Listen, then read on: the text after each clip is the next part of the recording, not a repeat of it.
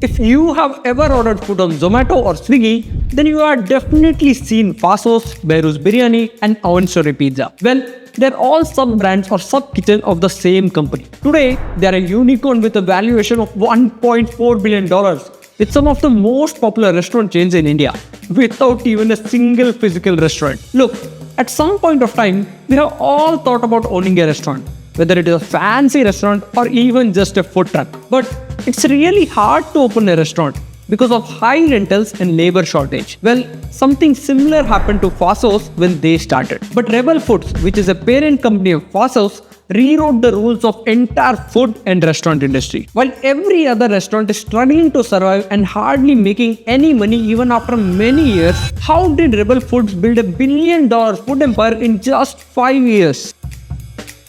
Before we dive into the story and business model of Rebel Foods, let me quickly tell you what a cloud kitchen is, on which this whole model is based. A ghost kitchen or a cloud kitchen accepts your order online and brings it to your doors. It's like a physical kitchen which you can see in a restaurant but without a seating capacity. These kitchens partner with delivery partners like Swiggy or Zomato or Uber Eats to deliver your food. This model gives you two big advantages over the normal restaurants. One, the operational cost will be lower.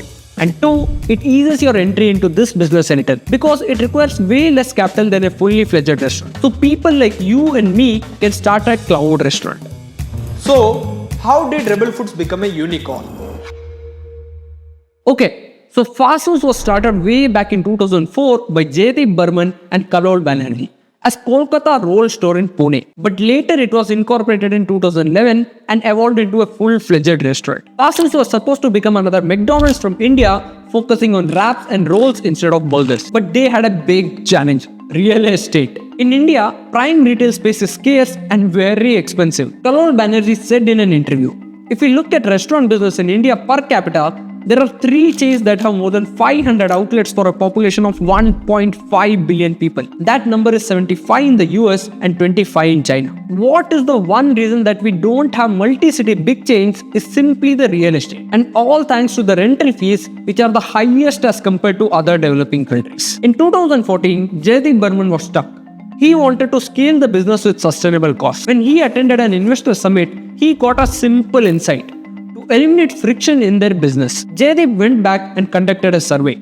He found that 70% of their customers had never entered or even seen their Faasos outlet. Suddenly, everyone had smartphones and the internet. People got comfortable ordering food online instead of going out. The online delivery business started growing, and so the idea of having a physical outlet had a very little value. This was the biggest game changer. They decided to close the store and only focus on online delivery business. It's not like Faasos wasn't doing well. In fact, they were doing pretty well in terms of revenue. The revenue increased from just 4 crores in 2012 to 62 crores in 2016. But the pivot to cloud kitchen wasn't just an idea.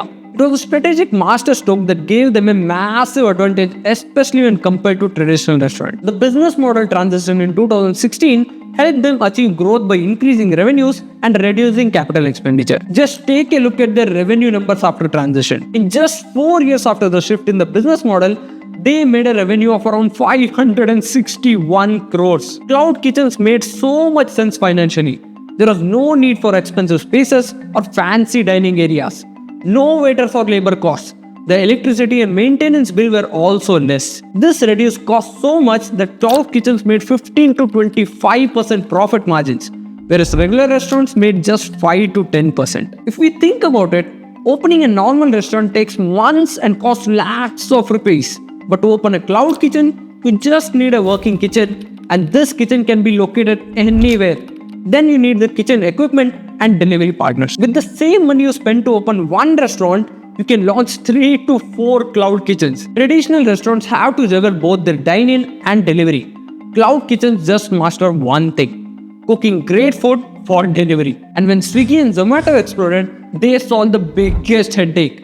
They handled all the delivery logistics and gave instant access to millions of customers. However, these apps also take up to 30% commission and make these cloud kitchens completely dependent on them. With the cloud kitchen model perfected, Rebel Foods made their second masterstroke: the multi-brand strategy. They started expanding far beyond Faasos, launching iconic brands like Behrouz Biryani, Eatsure pizzas, Firangi Bake, and Sweet Truth. But why different brands and not a multi-cuisine restaurant? Because the founders knew that in customers' head, there is an expert for every occasion. Instead of a multi-cuisine restaurant, they created expert brands for specific occasions and cravings. Each brand can have a distinct identity, appealing to a specific customer segment and their cravings.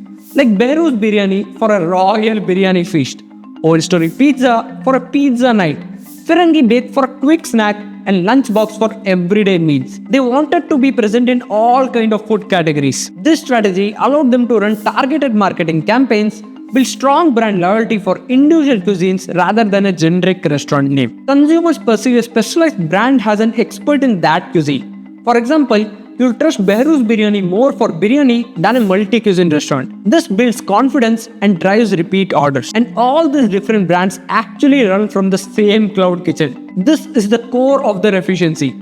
A single cloud kitchen unit houses multiple brands. This means one kitchen space, one set of cooking equipments, one staff, and one rental cost are shared across 5 to 10 or even more brands. This increases the kitchen utilization and reduces the operational cost per brand. Chefs and kitchen staff can be cross-trained to make both biryani and pizza, making efficient labor utilization and reduce staffing needs compared to running separate single brand kitchens. Orders for different brands within the same kitchen can be picked up by a single delivery rider, streamlining logistics and reducing delivery costs for aggregators and Rebel Foods' own delivery network, Eatsure. Basically, it's like running a food court where all restaurants share a same kitchen. Maximum output with minimum costs. Rebel Foods isn't stopping at just cloud kitchens. They are completely reimagining how restaurants work using technology. They are building internet restaurants where every part of the operations get upgraded with smart tech. Remember how factories first started using robots?